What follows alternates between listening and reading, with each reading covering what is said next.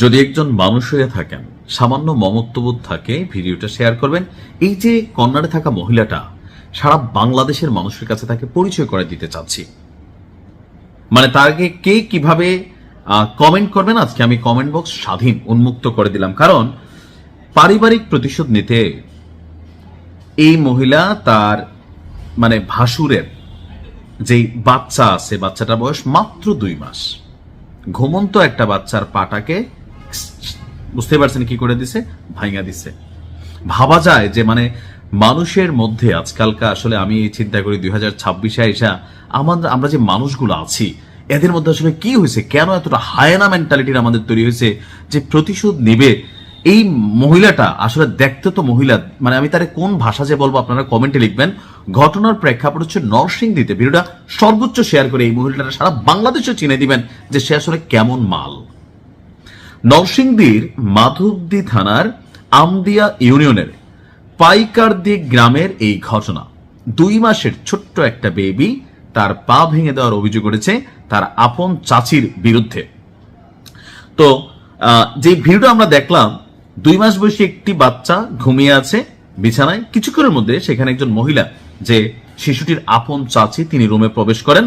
তারপর সে ঘুমন্ত শিশুটির কাছে গিয়ে তার পায়ে মোচড় দিয়ে ফাটার ভেঙা ফেলছে। ভাই ভাবা যায় যে এগুলো আসলে কতটা, মানে আমি কি দেখতেছি আমি নিজেই আশ্চর্য। আর তো এই হঠাৎ করে বাচ্চাটা চিৎকার করে উঠছে। পারিবারিক ক্ষোভের জেরে এই ঘটনা ঘটাইছে বলে ধারণা করা হচ্ছে।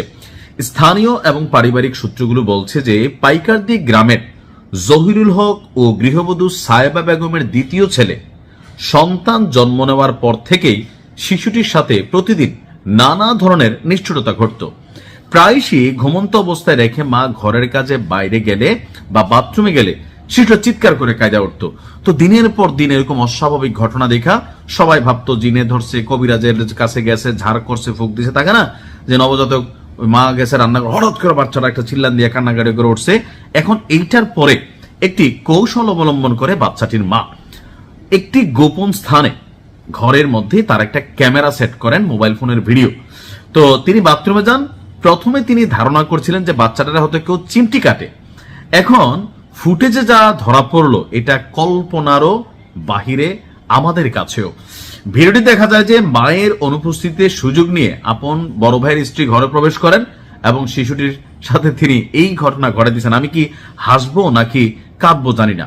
তো এই ঘটনার পর থেকে আমরা যতটুকু জানলাম যে মাধবদী থানার যিনি ভারপ্রাপ্ত কর্মকর্তা আছেন, ওসি কামাল হোসেন, তিনি বলছেন শিশুর পা ভেঙে দেওয়ার একটা ভিডিও ভাইরাল হয়েছে। পরিবারের পক্ষ থেকে লিখিত অভিযোগ পেলে এটার বিরুদ্ধে ব্যবস্থা নেওয়া হবে। তা আমি মনে করি আমাদের আইন শৃঙ্খলা বাহিনী ওই পরিবার রিপোর্ট করবে কিনা, কারণ পারিবারিক ভেজাল, এক ভাইয়ের বিরুদ্ধে আরেক ভাই মামলা দিবে কিনা, বা এটা নিয়ে করবে কিনা, ঘরে ঘরে ভেজাল লাগতে পারে, আইসা পা ধরে ফেলতে পারে, ভাবি গো, মা গো, বাবা গো, বুঝি নাই, এগুলা কিন্তু ঘটে। কিন্তু এই যে মানুষটা বা এই যে মহিলাটা, তিনি যে আসলে কোন লেভেলের একজন ক্যারেক্টার, চেহারা ছবি দেখেন মোটামুটি কিন্তু সুন্দর, খারাপ না, শান্ত, কিন্তু এই মহিলা এই কাজ করবে এটা যেমন কল্পনার বাইরে।